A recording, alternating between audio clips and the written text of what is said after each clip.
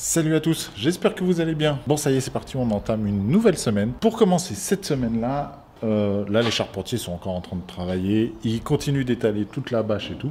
Donc voilà, je vous filme pas ça forcément, c'est pas très intéressant. On verra ça après, plus tard dans la journée, pour voir un peu ce qu'ils ont fait. Bon, pour commencer, déjà, j'ai acheté 2 tuyaux. Je ne saurais pas vous dire comment ça s'appelle. C'est une sorte de polystyrène. Enfin, c'est pas du polystyrène, je sais, c'est une mousse. Voilà, c'est une mousse isolante, c'est pour la VMC. Ça va être pour l'arrivée d'air et la sortie d'air, comme je vous ai expliqué dans la précédente vidéo. Donc je vais faire un trou dans mon mur, traverser avec ça, mettre un peu de mousse expansive pour le tenir, pour pas qu'il bouge forcément. Enfin, tout simplement, casser la brique, traverser, le mettre en place, le sceller un petit peu. Et après, cette partie-là est terminée. Tout ce qui va sur l'extérieur sera fini. Donc par contre, j'ai remarqué que je vous avais pas dit à quoi servaient ces 2 trous là. Là j'ai un trou, vous voyez la gaine, c'est la partie électrique, et ici j'ai fait un autre trou, ça sera un robinet extérieur pour la plomberie, pour avoir un peu d'eau en extérieur. Par contre, je mets juste un seul robinet pour l'extérieur, ça sert à rien d'en mettre plusieurs. La maison est petite, donc je fais le tour assez facilement avec un tuyau d'arrosage, je fais le tour assez facilement. La maison aurait été plus grande, non, dans ce cas là il faut en mettre 2, un devant, un derrière, pour pas être embêté tout simplement. Mais là, un seul suffit. Bon allez, c'est parti, je continue. Je fais mon trou pour la VMC et après je vais passer au sous-sol et je vais commencer tout simplement l'électricité du sous-sol. Enfin voilà, c'est parti, je continue, je fais un trou pour passer le tuyau. C'est parti.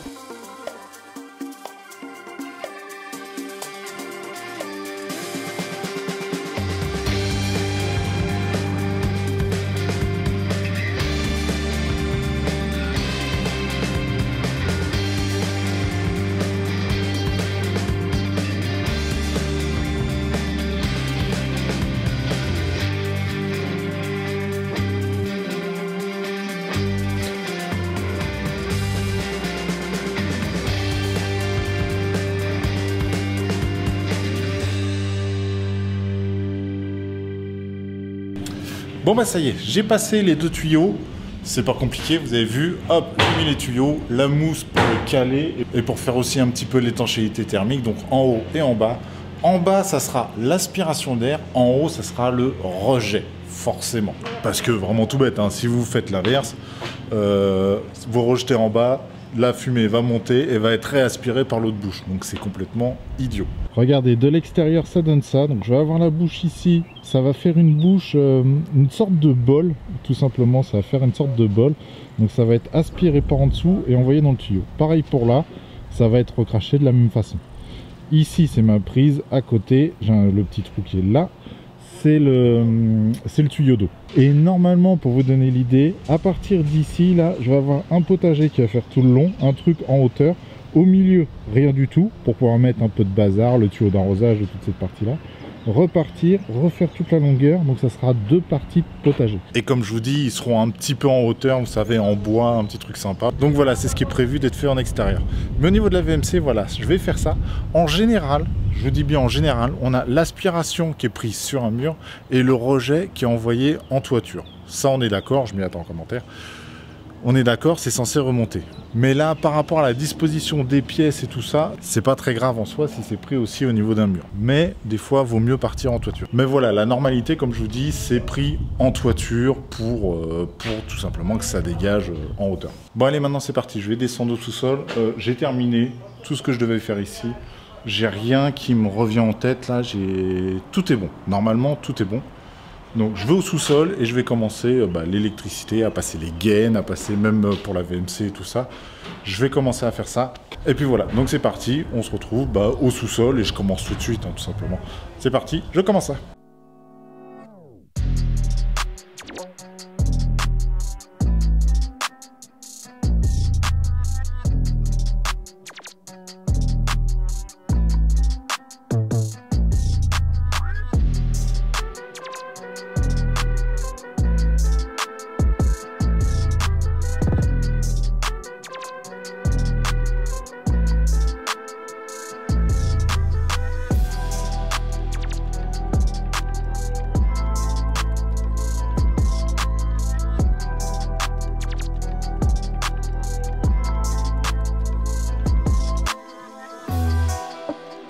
Pour la VMC, c'est ok, c'est terminé au niveau du sous-sol.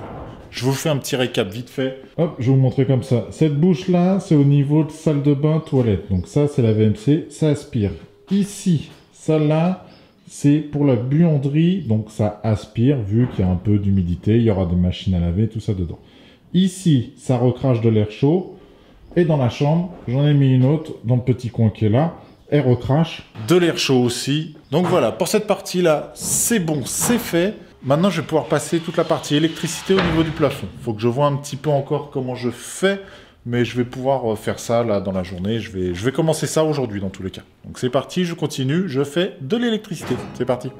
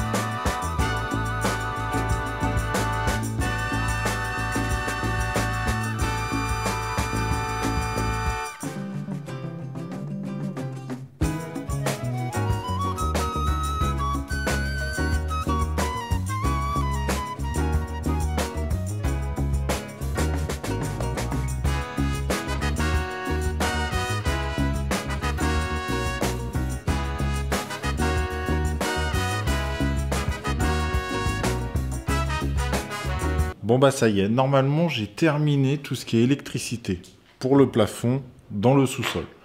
Normalement c'est bon, c'est tout ce qui était lumière et tout ça, j'ai tout passé. J'ai mis des lumières un peu partout, si vous voulez on fait un petit tour. Donc là, faut imaginer, je suis dans le garage, j'ai une porte qui est là, j'ouvre la porte, boum, je suis rentré. Ici, sur la longueur, je vais avoir des spots dans le plafond. Là, sur ce mur-là, sur toute la longueur, je vais directement avoir des appliques sur tout ce mur-là. Après, sur la partie basse, bien sûr, j'aurai des prises, j'aurai aussi les radiateurs, j'aurai des choses. Mais voilà, vraiment sur la partie haute, j'ai des appliques. Là-bas, c'est tout ce qui est bureau et tout ça, donc ça sera sur partie basse. Et après, je referai remonter des câbles dans le meuble pour sortir sur le côté du meuble. Donc là, j'ai pas besoin de partie haute. Dans la buanderie, j'ai mis un câble pour la lumière. Dans la chambre, pareil. Et dans la salle de bain, pareil. J'ai rien d'autre qui me vient en tête là comme ça. Normalement, tout est bon. Après, c'est vraiment en partie basse pour les lampes de chevet, pour les choses comme ça. C'est vraiment que en partie basse. Donc voilà, c'est plutôt cool. Dans le sous-sol, c'est terminé. Il me reste encore la petite partie garage ici. Je sais pas si je les passe tout de suite. Je pense que oui, parce que déjà, j'ai pas grand-chose à faire là en ce moment. J'attends surtout que les charpentiers terminent. Là, ils continuent un petit peu. Je vous mets des petites images. C'est parti.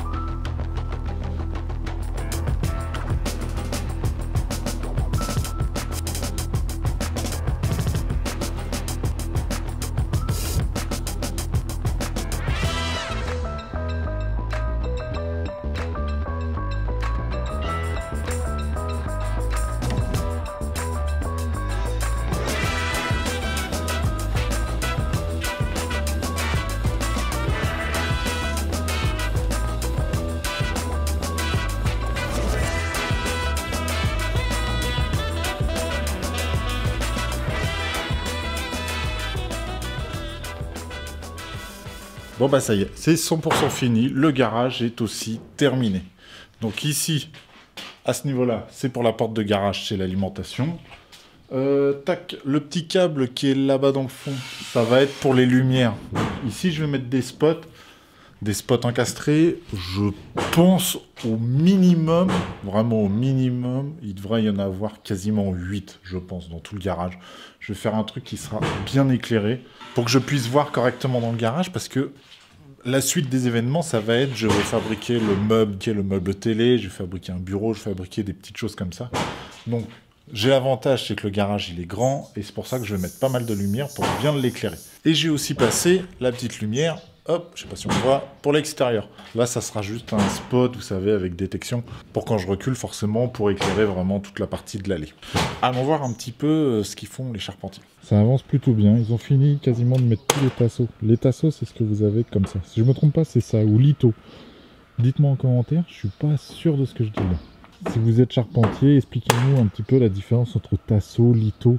J'imagine que c'est différentes hauteurs, mais voilà, je suis pas expert là-dedans. Bon, je vais en profiter, j'ai un peu de temps, je vais répondre à quelques petites questions que vous vous posez. J'ai une question de LeN94. Salut, super vidéo comme d'habitude, mais j'ai une petite question. Pourquoi faire passer tes gaines pour les prises par le sol plutôt que par le faux plafond et faire une saignée dans le mur?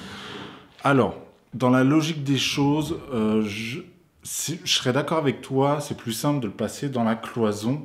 Si, admettons, j'ai de la laine de verre, enfin de la laine de roche, une connerie comme ça, c'est plus simple. Je trouverais ça aussi plus simple. Mais là, le souci que j'ai, c'est que l'isolation va être projetée avec un pistolet.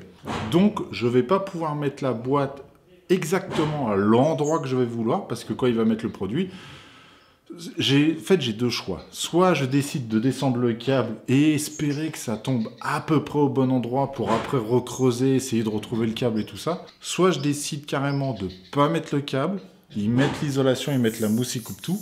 Et à l'endroit où je vais avoir la prise, c'est-à-dire je vais mettre la plaque en place, la plaque de BA13, je la mets en place, je fais mon trou de scie cloche. Ça va me permettre d'avoir le trou de scie cloche dans l'isolation. Et après, je donne juste un petit coup de cutter pour mettre la gaine directement dedans. Je me dis, je vais faire ça comme ça. C'est peut-être plus long ou pas plus long, j'en sais rien. Là, j'avoue, je sais pas. Mais pour moi, je trouve ça plus simple. Donc voilà pourquoi je passe vraiment toutes les gaines au plafond pour tout ce qui est luminaire et tout ça. Parce qu'une fois qu'il y aura l'isolation, je parle au niveau des murs, parce qu'il y a certains endroits, par exemple dans la salle de bain, je dois passer par le mur, parce que j'ai une poutre, donc je dois passer par le mur pour aller au niveau de la lumière. Donc j'ai fait exprès de tout mettre en place, comme ça normalement je n'oublie rien. Je vais installer tout le plafond, tout le BA13 au niveau du plafond, avant même qu'ils mettent toute l'isolation sur les murs. Donc en gros, le truc c'est que je vais faire tous les plafonds de tous les étages, et après ils vont venir et mettre sur tous les murs en extérieur, et aussi faire l'isolation du plafond au niveau des combles, directement sur le BA13. Ils vont asperger le BA13, ça va se mettre partout sur tout l'ensemble. Alors j'ai une question de Jeff The Best. Bonjour, tu n'as pas eu trop de dégâts des eaux avec les orages? Alors non, honnêtement je n'ai rien du tout. Je vérifie quand même de temps en temps quand il pleut beaucoup, vous savez, au niveau des murs, au niveau de la jonction entre la dalle et les murs qui remontent du sous-sol, je n'ai rien. Pas une tache d'humidité, rien du tout. Pour l'instant, je croise les doigts. Normalement, c'est bon, c'est pas le souci. Mais voilà, on ne sait jamais, il faut jamais dire jamais comme on dit. Donc pour l'instant, je n'ai rien, je n'ai pas une goutte, j'ai rien qui apparaît sur les murs. Je vérifie en même temps, hein, mais j'ai rien, j'ai pas une seule tache. Donc c'est vraiment cool, ça ne bouge pas. Même en termes, là, pour l'instant, de fissures ou autre chose, si je pouvais voir quelque chose, pour l'instant, je n'ai rien. Parce que là, avec les orages qu'on a eus, vous savez, j'ai fait le terrassement. Donc, je vois déjà que ça s'est bien tassé, parce qu'il a pas mal plu. Au niveau de l'allée, au niveau du garage, j'ai toujours eu, quand il y a des fortes pluies, un petit peu d'eau. Il faut juste le temps que ça s'évacue. Et quand il y aura le puisard, cette flaque-là disparaîtra dans le puisard, et après, ça s'évacuera dans le puisard. Alors j'ai une question de Xantou. Étant donné que tu fais l'élec toi-même, je suis étonné que tu n'aies pas opté pour le système de pieuvre électrique. Tout est monté en usine, pieuvre avec repère, tableau électrique avec les plans, tu gagnes énormément de temps. Pour un électricien, je suis tout à fait d'accord. Je pense que les pieuvres, c'est plus simple et tout ça, c'est plus pratique. Mais vu, comme je vous ai dit, je rajoute toujours des petites choses que j'avais pas pensé ou autre chose. La pieuvre, c'est très bien quand on est sûr, constructeur, voilà, c'est tel endroit, on ne peut plus rien changer. Là, ça, on va dire que les plans intérieurs, je parle, peuvent évoluer dans le temps en termes de lumière, électricité et tout ça. Voilà pourquoi je passe pas par des entreprises qui vont fabriquer les pieuvres pour alimenter tout l'ensemble, parce que si je dois changer quelque chose, je suis toujours un peu bloqué. Donc voilà pourquoi je préfère passer comme ça, un petit peu, on va dire, à l'arrache. Alors j'ai vu beaucoup d'entre vous qui me parlaient en termes de câbles et tout ça, je pense. Honnêtement, l'électricité, je ne m'y connais, entre guillemets, pas du tout. Au niveau des normes, c'est un peu, je sais que c'est un peu le bazar et que ça change régulièrement. C'est pas moi qui vais faire l'électricité. Je passe les câbles, je passe les gaines, je passe tout ça. C'est moi qui vais préparer tout ça. Mais en ce qui concerne la taille des fils, la couleur des fils, est-ce que c'est du câble ou est-ce que c'est justement que du fil? C'est pas moi qui vais m'occuper de ça, c'est mon beau-frère qui va venir et qui va me tirer tous les câbles, ou au moins, limite s'il n'a pas le temps, il me dira qu'est-ce que je dois mettre, à quel endroit. Je sais très bien la différence entre le 1.5, le 2.5, ce genre de choses-là. On parle en général, on met du 1.5 pour les lumières, du 2.5 pour les prises. Mais en réalité, c'est pas forcément ça. On met du 1.5, on peut mettre du 1.5 pour des prises, mais il faut qu'elle soit limitée à un certain nombre. Je dis une bêtise, admettons si on passe du câble du 1.5 et qu'on veut mettre, vous savez, un seul câble dans une chambre peut alimenter toutes les prises. On passe du 1.5, on est limité, admettons, je vous dis vraiment une bêtise comme ça, on est limité à 4 prises, alors que quand on le passe en 2.5, on est limité à 8 prises. Je dis une bêtise comme ça, mais sur le principe, voilà, j'ai compris que ça fonctionnait comme ça. Après, exactement, les couleurs, le va-et-vient, honnêtement, sur ça, je ne m'y connais pas et ça ne m'intéresse pas. Il y a des choses comme ça qui ne m'intéressent pas. Il y a trop de choses, pas forcément à savoir, mais vu que ça ne m'intéresse pas, je préfère le faire et comme ça, je suis tranquille. Et des fois, honnêtement, c'est des normes, pour moi, idiotes, que je trouve idiotes en électricité, mais qui sont en réalité pas forcément idiotes. Tu vois, c'est ce genre de choses-là que je trouve dommage. Je vous donne un exemple. Dans ma première maison, j'avais tiré du 1.5 pour alimenter les interrupteurs et tout ça. Et au niveau des interrupteurs, tu sais, j'avais pris des gaines pré-câblées, donc tu avais terre, donc le jaune, le rouge et le bleu. Sauf qu'aux interrupteurs, il faut que ce soit une couleur différente sur le bleu ou sur le rouge. Dites-moi une bêtise, il faut que ce soit une couleur différente. Donc le conseil que j'ai eu, c'est tout simplement d'aller acheter du scotch d'électricien et de le coller sur le câble. Honnêtement, c'est le truc que je trouve idiot. C'est pour ça que je trouve ça idiot, c'est du scotch. Je sais pas. Honnêtement, je sais pas. J'ai pas dû changer le fil bleu. J'ai dû mettre du scotch sur le fil bleu pour, entre guillemets, le changer de couleur. Alors que c'est exactement le même fil. Il y a des petites choses comme ça que je ne savais pas, j'ai eu mon contrôle, il m'a fait changer ça, je l'ai fait, il n'y avait pas de souci. Et d'autres petites choses voilà, que je ne savais pas forcément. Par exemple, vous savez, au niveau des spots, j'avais mis plein de spots dans ma maison. Donc j'avais des spots et sur les spots, j'avais pas forcément de branchement de terre. Donc je vous avoue, quand j'ai installé les spots, j'ai branché le rouge et le bleu, et sur l'autre rouge et bleu en laissant la terre dans le placo et ainsi de suite. Et en fin de compte, non, il faut qu'on ait une continuité sur la terre tout le long des spots et tout ça. C'est des choses, voilà, ça je ne savais pas. Maintenant je le sais, je vais le savoir et je vais le faire, il n'y aura pas de souci. Mais c'est des petites choses comme ça que j'avoue que je ne sais pas. Ça servait à rien en soi dans le plafond, mais il m'a expliqué, c'est pour au cas où, si je change le spot et qu'il faut la terre sur ce spot, faut que la continuité de la terre soit faite. Et ce qui est logique, tout à fait logique. Ah, et si au fait, si quelqu'un d'entre vous travaille justement là-dedans, dans l'électricité, dans la partie consuelle, expliquez-moi pourquoi, c'est vraiment un truc tout bête, hein, expliquez-moi pourquoi quand tu as ta première visite consuelle, on va dire, je dis une bêtise, je ne sais plus le tarif, te coûte 120 €, ok, pour faire toute la vérification de la maison et tout ça, et quand tu as une contre-visite, ça te coûte 180 €. Pourquoi la contre-visite coûte plus cher que la première visite? Expliquez-moi, je trouve ça pas trop logique. Voilà. Enfin voilà, j'ai fait le tour un peu des questions. Vous m'avez donné pas mal d'idées dans la précédente vidéo en commentaire. Oui, alors des câbles RJ45 et tout ça, il va y en avoir, mais ça sera aussi en partie basse.